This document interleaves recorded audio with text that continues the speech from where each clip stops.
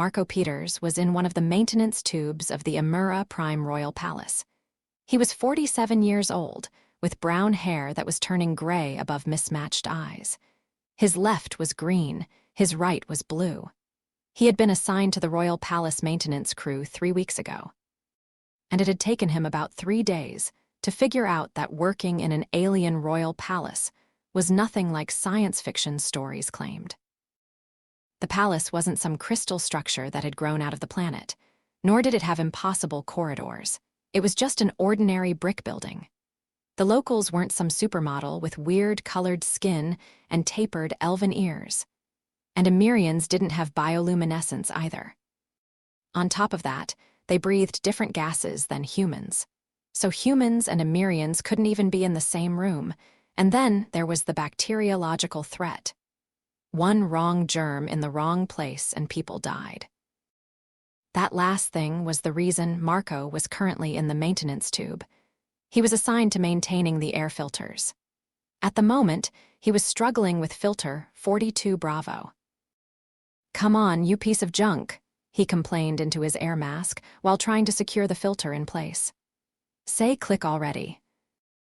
It finally clicked into place, and he began making his way towards the tube's exit. He climbed out, seeing in his reflection in a nearby window. Before becoming a maintenance engineer 2 years ago, he had been in the Terran Defense Fleet for over 20 years. It was there that he had gotten badly burned at age 28. An engine he had been working on had exploded in his face. The recovery had been long and had left him depressed. He'd found hope in food and become fat, but for the last 3 weeks, that was changing. Gravity on Amura Prime was higher, and every move cost more energy. Combined with the military rations he was surviving on, he was losing weight. "Marco, did you finish with 47B?" a male voice said over his radio. "Yes, Dayon." Dayon was his Amirian superior. "So, what's next?" "Filter 33C is being a pain as well. Once you fix that, we should be good to go for another 2 weeks." "On my way, Dayon. Marco out." Marco took out an electronic pad with a map of the palace and went to find filter 33C. Several floors away, Dayon sat in a control room and kept his eyes on the monitors tracking his people. Amirians were physically very different from humans. 6 legs, which looked like a human, except they only had 3 toes connected to an oval lower body. It flowed into an upper body from which sprouted 4 arms. The lower arms ended in crab-like claws, the upper arms ended in hands with 4 fingers and a thumb. Finally, their necks ended in heads about the same size as a human's. They had small holes instead of ears, but a mouth that was the same as a human one. 2 holes sat where a human would have their nose, above which were 4 eyes. Dayon had done a bit of research and realized that Amirian eyes looked the same as those of a Terran house cat. As for eye and skin colors, they both came in a wide range. Dayon's skin was in a color the humans called obsidian, and his eyes were purple. "Found it," Marco said over the radio, breaking him out of his study of the screens. "But you're not going to like it. 33C is under the throne room, boss."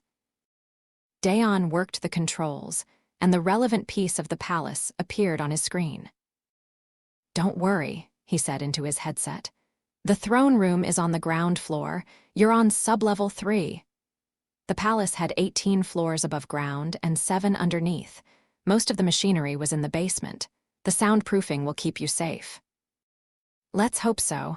I'm too young to be eaten." On his screen, Dayon could see the red dot that represented Marco Peters enter the maintenance pipe that contained filter 33C.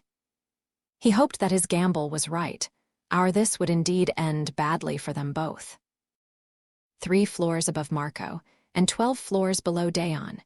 Queen Zara, the 4th of the Amirian Empire, was bored out of her skull as he council of ministers droned on and on about trade policies. The throne room was a big round chamber with tiers of seating surrounding the throne itself. Not very comfortable, it was a massive seat that had been chiseled from a piece of the rock formation that the palace sat on. Zara rolled her green eyes and turned to the ministers. So, all of this is just your long-winded, bureaucratic way of saying that you have no idea what to do about the trade dispute in Sector 18. She snapped. The fact that the chamber fell into instant silence was answer enough. Minister Sorrows flushed an embarrassed purple. Well, technically, he flushed red, but because his skin was blue, he looked purple. As for Zara, her skin was gold with silver stripes. Emirian males were solid colors, while females had stripes of other colors that ran from their neck to where their legs met their lower bodies. Sorrows looked like he was about to say something when a sound rang through the chamber. It was the sound of metal hitting metal. Zara held up a hand to silence Sorrows. More sounds echoed through the throne room. Following them, Zara ended up at a grate in the floor. She heard the sounds of tools and somebody clearly working down in the ventilation system. "That should do it," a strange voice was saying. "Now all I have to do is put you back in like this." A part clicked into place. "And flip the switch and we should be good." A burst of fresh air came from the grate and the vent went silent. Her distraction over, Zara made her way back to the throne and sat down. She had a trade dispute to deal with. Marco had finished his shift and was in his quarters. It was a small pocket of Earth atmosphere consisting of a bedroom and a bathroom. He took off the mask that allowed him to survive outside this room and breathed in the relatively fresh air of the place. Then he went to shower. After that, he put on his nightwear and sat at his desk to write his daily status report. Not that there was much to report, but bureaucracy wanted him to tick the boxes anyway. He had just logged his report when all hell broke loose. 2 royal guards in full gear came bursting into his quarters. Before he could say anything, they grabbed him and lifted him off his feet. He barely managed to grab his filter mask before they dragged him out. By the time it was secure on his face, they were halfway to the throne room. "Crap," he said. The throne room doors opened to reveal the Council of Ministers, wearing full regalia. Dayon was also there, which meant this was bad. It was Minister Sorrows that spoke. "Marco Peters of Earth, Dayon of the Northern Plains, you have been found guilty of disrupting the dealing of Her Majesty, Zara IV. The sentence is death by feeding to the Garo's beast." He turned to the guards. "Execute the sentence at once." One of the guards pressed a hidden button on the throne. A section of the floor slid aside, revealing a dark hole underneath. And inside that hole was something Marco couldn't see completely, but had far too many eyes and teeth. Dayon was thrown in first. He screamed as he fell, until it was ended by the sound of something biting down and then chewing. Marco was thrown in next. Mercifully, the hole was too dark for him to see what he was falling towards. The thing tried to bite him in half. But because he was human, and it was used to eating Emirians, ended up swallowing him whole. Marco had no time to ponder how exactly that worked before he hit the creature's stomach acid, and his life ended. The next day, Zara arrived at her first meeting for the day early. The Council of Ministers was dealing with some crisis regarding a planet called Earth. She was glad for the moment of solitude. No staff, no nagging politicians, just her and the throne room. She sat down on one of the spectator seats, wanting a different view of this room for once. That was when she noticed it. A small red dot on the throne. It looked like it was part of the decoration, but something about it felt off. She walked up to the throne and pushed the dot. Then she gasped as the section of floor slid aside. Zara looked into the hole and near lost her breakfast when she saw what was inside. She quickly pushed what she now knew was a button again and sighed with relief as the floor closed. Like every royal child, she had heard of the Garo's beast, but she thought it was just a myth, a fairy tale to keep children in line. Now she knew better. A dark knot formed in her stomach. The servant that had sneezed while helping her get dressed last week, and had then promptly vanished. Why the staff avoided her whenever they could. Why their answers were always short and efficient when she asked them questions. Suddenly, a lot of things made sense. And she had a horrible suspicion why. Zara managed to keep up the necessary facade all day. But the moment the last meeting was over, she rushed back to her quarters. She spent hours digging through records and found her worst fears confirmed. Her late parents had given the Council of Ministers a mandate to protect her. And they were using that mandate as an excuse to execute anybody in the place for even the slightest infraction. Or what they perceived as an infraction. The incident with Earth was actually a full-blown diplomatic riot about the Council feeding a human to the Garo's beast. Somehow, Earth had found out, and they were furious. Unfortunately for the ministers, both of those things were now also true for Zara. By the next sunrise, she had filed a royal decree that cancelled her parents' mandate, and she had made sure that everybody within 300 light-years knew about it. Well, everybody except the ministers. She entered the throne room ready to deal with them, and carrying a nasty surprise for the Garo's beast. She sat down on the throne, while Saros started droning about the need to upgrade communications in Sector 6. It took him 5 minutes to notice the look on her face. "Is something wrong, Your Majesty?" he asked. "How many?" she answered, fury in her eyes. "Your Majesty." She didn't answer the question, but simply pushed the hidden button and watched as he bolted to avoid the opening section. Saros swallowed as he realized what had happened. His answer was short and to the point. 317. 18 if you count the human. "I found your little mandate. Your little," she'd found a human term in the database. "Carte blanche, and I cancelled it by royal decree." Because Saros could launch into some weakling excuse, she grabbed his arm and slung him into the hole. He screamed until the beast bit down on him. "And now I'm cancelling you, all of you." Before the rest of the ministers could even beg for their lives, the guards grabbed them and threw them after Saros. The beast fed upon them like they were a banquet. Then Zara picked up her surprise for the Garo's beast. A duffel bag full of explosives that she had gotten from the royal armory before coming here. She armed one of them and threw duffel bag into the hole. The beast swallowed it whole. 10 seconds later, the explosives did their job. At first, the blast wasn't visible, but then the beast's stomach acid caught fire. The secondary explosion caused the whole creature to combust. A massive jet of flame erupted through the hole as the fire consumed it. When the flames died, not even the skeleton remained, only a vast hole with scorched walls. Zara pressed the button and the floor closed. "Tell the captain of the guard to send his best team down there," she said. "Turn that hole upside down and make sure it was alone down there. If he finds young, eggs, or anything Garo's alive down there, kill it. I'll be in my quarters, catching up on sleep. And then I have to come up with something really good to say to the Earthers." "Yes, Your Highness," the ranking guard said. She gave the guard a polite nod and walked out. On Earth, 2 officials with Terran diplomatic service read the official apology from the Emirian Empire. There was also a lot less official letter that apologized to Marco's family, which had been forwarded to them. All his belongings were also being shipped back to Earth. The 2 officials were Walter Layton and Victoria Patterson. They were sitting in Layton's office.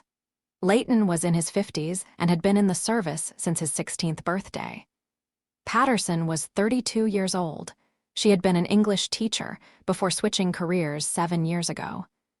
He was assigned to relations with the Emirian Empire, while she helped facilitate trade between Earth's off-world colonies. "Thoughts," Layton said. "I need an outsider's perspective on this whole situation." "Well, we don't have an embassy on Amura Prime. Peters was the first human to ever go there, and they fed him to a monster. Not a good look. But on the other side, it was not Queen Zara's fault. There are statements that the Council of Ministers caused this mess. It's even in the briefing Peters got when he arrived on the planet." Layton nodded, and Patterson continued. "The Queen fixed things as best as she could. It's up to us now to make sure this situation doesn't escalate." "Suggestions?" "I think we should establish an embassy on Amura Prime.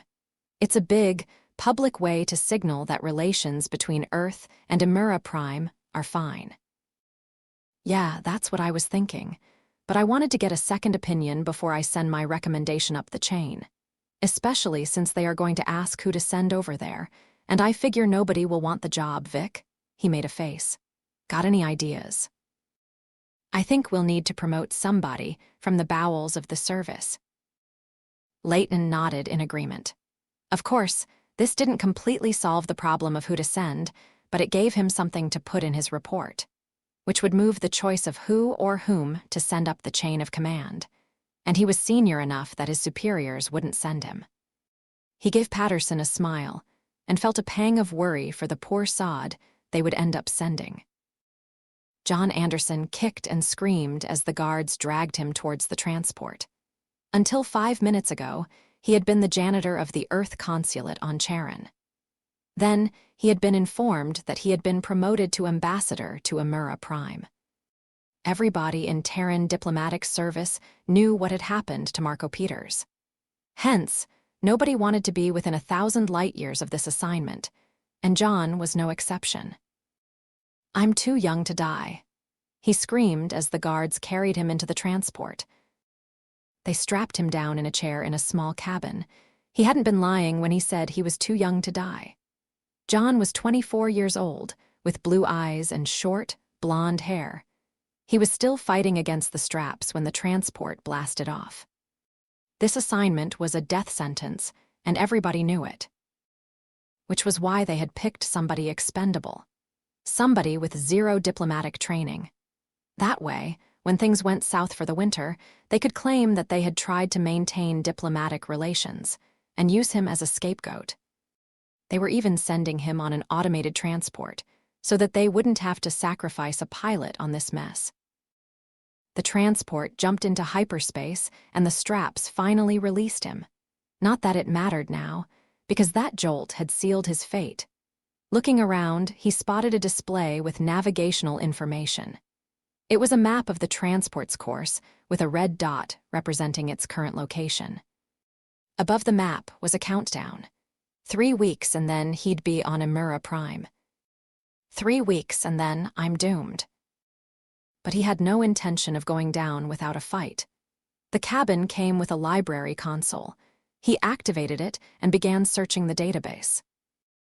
Zara had been busy appointing new ministers while waiting for the human reply to her apology. She had also gotten rid of the terrible stone throne and replaced it by a comfortable wooden one. As for the former Garo's beast cave, the captain of the guard had checked it out as ordered and wiped out several eggs. The cave was now being converted into quarters for the staff. Now that people were no longer afraid of being eaten, they were politely bringing forward issues they thought should be corrected to make the palace better. And most of the issues had to do with the staff quarters. The cave conversion was part of an overhaul meant to correct that.